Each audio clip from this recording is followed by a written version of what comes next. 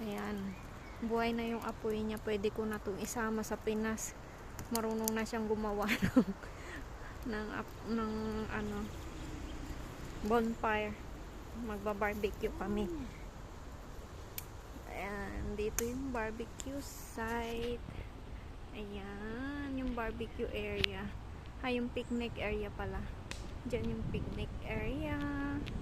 Ayun. Maraming tao dun sa kabilang area. Doon. Doon on. Ayan.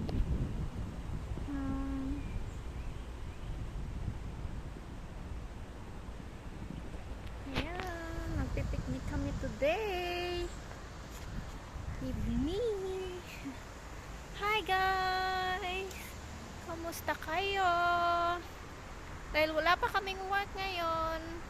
Waiting pa lang. Ayan. Magpipiknik kami, nilalabs ko. At dahil birthday niya today, yan, gusto niya mag-barbecue daw kami. Magba-barbecue kami, guys. Yung things namin, oh, konti lang naman siya. Ayaw ko kasi siya padalay ng marami. At siya lang na naman magbibitbit mag-isa. Hi! Thank you for watching.